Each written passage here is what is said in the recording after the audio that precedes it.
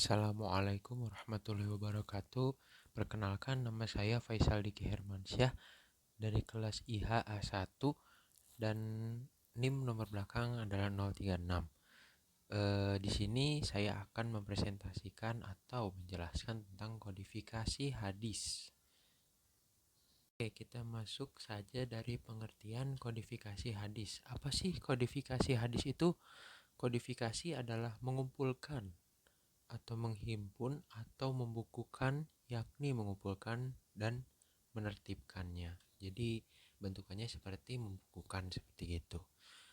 Mengapa sih ada kodifikasi hadis, atau kita bisa dibilang latar belakangnya apa saja sih?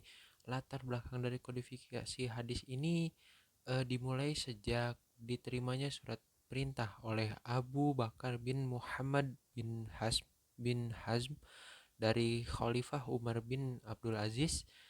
Pada saat itu Khalifah Umar eh, ibn ibn Al-Aziz mengambil inisiatif untuk memerintahkan para gubernur dan pembantunya untuk mengumpulkan dan menuliskan hadis.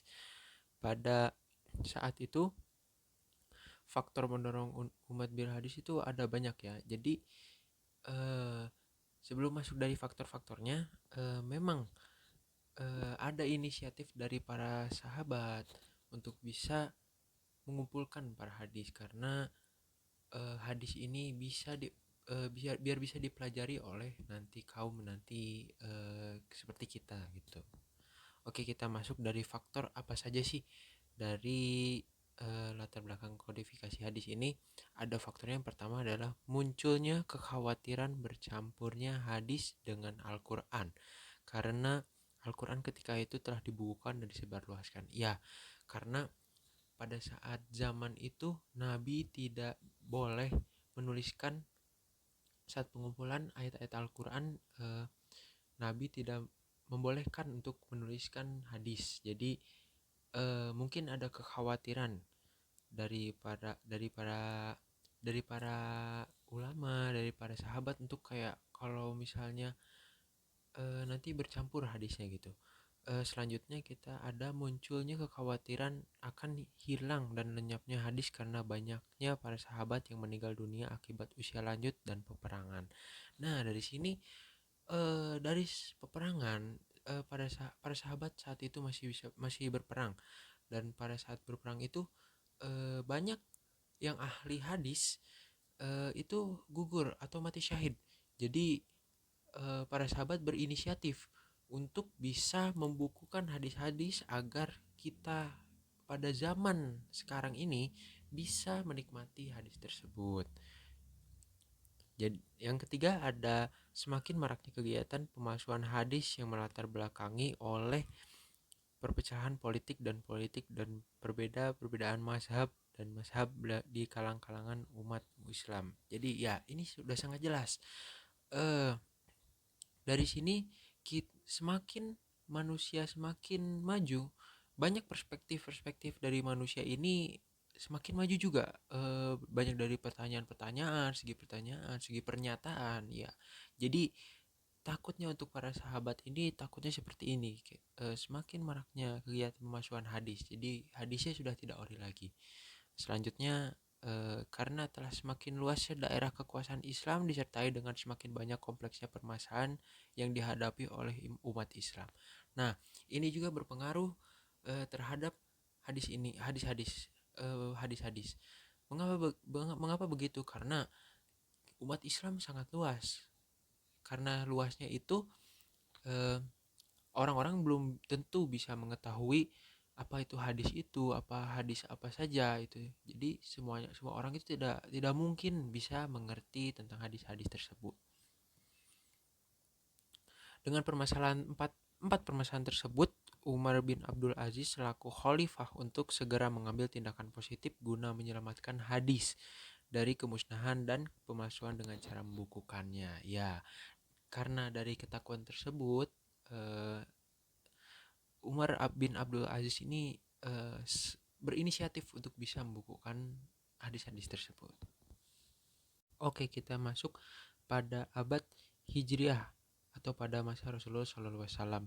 Jadi pada saat masa Rasulullah SAW menyampaikan hadis ini secara lisan, dan para sahabat-sahabat itu menghafalkan dari hadis-hadis tersebut.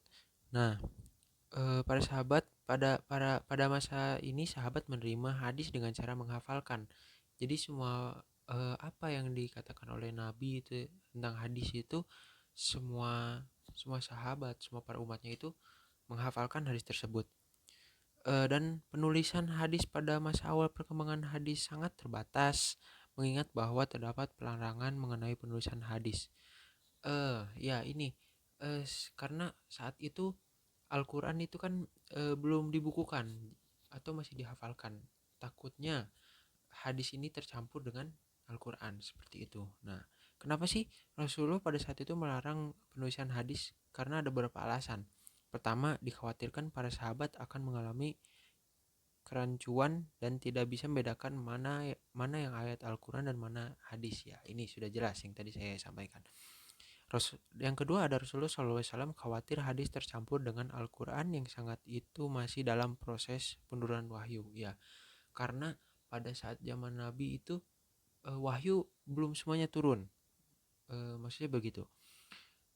Yang ketiga, dikhawatirkan di masyarakat lebih fokus pada hadis dibandingkan Al-Quran. Ya, ini sangat jelas.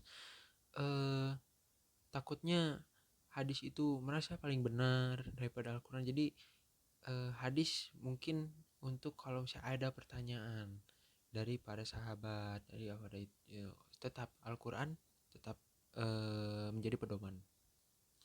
Oke, pada abad pertama Hijriah pada masa Khulafa Ar-Rasyidin, periode ini dinamakan sabut al-iqlal min al-rawiyah, yaitu pementian dan pembatasan penyedikitan riwayat. Pada masa pemerintahan Abu Bakar radhiyallahu anhu dan Umar bin Khattab radhiyallahu anhu, pengembangan hadis ini tidak begitu pesat. Hal ini disebabkan kebijakan dua khalifah ini dalam masalah hadis. Mereka menginstruksikan agar berhati-hati dalam meriwayatkan hadis. Bahkan Khalifah Umar bin Khattab radhiyallahu anhu dengan tegas melarang perbanyak periwayatan hadis. Hal yang dimaksud agar Al-Quran terpelihara kemudian dan umat Islam fokuskan diri dalam pengkajian Al-Quran dan penyebarannya. Ya, ini sudah jelas ya. Pada zaman ini berarti bukannya tidak ada tetap ada, hanya saja lebih difokuskan ke dalam Al-Quran pada zaman ini. Oke, selanjutnya pada masa tabi'in, yaitu pada akhir abad 1 abad kedua Hijriah, yaitu metode yang dilakukan para tabi'in dalam mengkoleksi dan mencatat hadis adalah melalui pertemuan-pertemuan dengan para sahabat. Kemudian mereka mencatat apa yang dapat dari pertemuan tersebut. Pada masa ini para sahabat ahli hadis telah menyebarkan ke beberapa wilayah Islam sehingga para tabi'in dan mempelajari hadis dari mereka. Jadi di sini udah mulai berkembang daripada masa tabi'in ini. Pada masa tabi'in ini mungkin banyak pertanyaan atau sebuah pertanyaan rumit yang mungkin harus dijawab para tabi'in ini. Jadi mungkin agak berkembang dari hadis ini. Penyebaran hadis masa tabi'in meliputi ada Makkah, ada di Madinah, ada Kufah, ada Basrah, Syam, Mesir, Andalus serta Yaman dan Khurasan. Di sini mulai pesat penyebaran kemana-mana tentang hadis ini. Selanjutnya ada pada abad kedua Hijriah pada masa Umar bin Abdul Aziz. Pada periode ini hadis-hadis Rasulullah mulai ditulis. Nah, dari sini sudah mulai ditulis dan dikumpulkan secara resmi. Umar ibn Abdul ibn Abd al-Aziz, salah seorang khalifah dari dinasti Umayyah yang mulai memerintahkan di penghujung abad pertama Hijriah, merasa perlu untuk mengambil langkah-langkah bagi penghimpunan dan penulisan hadis. Nah, dari sini sudah mulai menulis dari hadis-hadis tersebut. Pada periode ini penyusunan hadis dilakukan oleh ulama dengan mengkategorikan menjadi dua kelompok. Yang pertama ada kitab-kitab yang berisi hadis Nabi yang sementara dan kitab-kitab hadis Nabi yang bercampur dengan keputusan resmi para khalifah sahabat lainnya serta para tabi'in.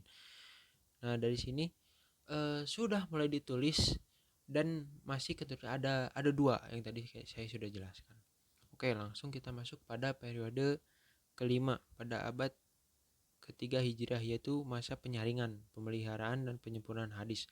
Perkembangan ilmu keislaman pada abad ini mengalami perkembangan yang sangat besar atau puncak kejayaan hadis, khususnya dalam bidang ilmu hadis. Pada masa ini kitab yang berisi hadis Rasulullah telah dipisahkan dari qaul sahabat dan fatwa tabi'in, dan sudah dipetakan mana hadis sahih, dhaif dan maudhu. Nah, dari sini pada abad 3 Hijriah atau periode kelima ini sudah mulai dibukukan atau sudah bisa dipisah-pisah. Jadi dari abad sinilah kita udah bisa menikmati hadis-hadis tersebut secara rinci dan lebih sistematis. Oke. Dan pada abad keempat sampai 6 Hijriah ini masa pemeliharaan, penertiban, penambahan dan penghimpunannya. Periode ini sudah tidak ada penulisan hadis, hanya saja mengembangkan disebut ihtisar dan mengembangkannya. Jadi pada abad ini emang sudah tidak ada menulis lagi, hanya lebih didalami lagi tentang hadis-hadis tersebut. Pada abad 7 Hijriah pada periode ini sudah ada pembuatan kitab syaro dan sudah ada penjelasan tentang kandungan hadis. Dari sini abad ini sudah mulai buku, ada pembukuan yaitu kitab syaro dan yang lain-lain. Kita masuk kepada karakteristik atau kekhasan tokoh dan produk pada masing-masing fase kodifikasi hadis ini. Pada abad 2 Hijriah ini pertama ada kitab Al-Muwattata karya Imam Malik, dan yang kedua ada Musnad Al-Syafi'i karya Imam Syafi'i, yaitu berupa kumpulan hadis yang terdapat dalam kitab Dan yang ketiga ada Muhtaiful Hadis karya Imam Syafi'i yang isinya mengandung pembahasan cara-cara menerima hadis sebagai hujjah dan cara-cara mengkompromikan hadis yang kelihatannya kontradiktif satu sama yang lain. Dan yang keempat ada Al-Sirah Al-Nabawiyah karya Ishaq, isinya perjalanan hidup Rasulullah dan peperangan pada masa Rasulullah SAW. Dan yang kelima ada Ikhtilafal Al-Hadis karya Imam Syafi'i. Dan karakteristik dan sistem pembukaan pada abad kedua ini, pada umumnya kitab ini menghimpun hadis Nabi SAW serta fatwa sahabat dan tabi'in. Yang hanya menghimpun hadis Nabi adalah kitab yang disusun oleh Ibn Hams. Hal ini sejalan dengan instruksi Khalifah Umar bin Ibn Al-Aziz yang berbunyi, janganlah kamu terima selain hadis Rasulullah SAW. Ya. Dan yang kedua ada himpunan hadis pada masa ini masih bercampur baur antara topik yang ada seperti yang menyangkut bidang tafsir, sirah, hukum dan sebagainya, dan belum menghimpun topik tertentu. Pada kitab hadis sebelum dijumpai pemisahan antara hadis yang berkualitas sahih, hasan dan dhaif. Jadi saat ini memang belum bisa tertata rapi atau bersistematis secara baik untuk hadis. Hanya hadisnya sebenarnya sudah baik, cuman penataannya saja hadis pada abad ini belum bisa rapih seperti abad-abad yang selanjutnya. Oke, kita masuk ke abad 3 Hijriah. Abad 3 Hijriah ini pembersihkan hadis-hadis Rasulullah yang bercampur dengan fatwa-fatwa sahabat dan tabi'in. Karyanya ada kitab Sahih yang ditulis yang sahih saja seperti Sahih Al-Bukhari dan Sahih Muslim. Kitab Sunan, hadis yang sahih dan tidak sahih dihimpun menjadi satu, seperti Sunan Abu Daud, Sunan Ibn Majah, Sunan An-Nasai, dan Sunnah At-Tirmizi. Dan yang ketiga ada kitab Musnad yang berisi berbagai macam hadis tanpa penelitian dan disusun berdasarkan sanadnya, seperti Musnad Abu Daud Sulaim, Musnad Abu Bakar bin Abi Syaibah, Musnad Ahmad bin Ibrahim Ad-Dawraqi dan sebagainya. Oke, kita masuk abad ke-4 sampai 7 Hijriah. Hasil penyusunan kita berdasarkan hasil yang sudah ada 3. Maksud saya ada 4. Di sini ada kitab Al-Mujam ditulis para ulama, yaitu kitab yang ditulis hadis berdasarkan urutan nama guru yang menjadi asal penulis mendapatkan hadis tersebut, seperti Mu'jam Al-Kabir atau At-Tabrani. Dan yang kedua ada kitab Atrof ditulis para ulama. Dalam kitab penyusunan hanya menyebutkan sebagian dari matan hadis tertentu, kemudian menjelaskan seluruh sanad dari matan itu, baik sanad yang berasal dari kitab hadis yang dikutub matanya dan yang dikutub matanya maupun kitab lain. Yang ketiga ada kitab Mustakhraj.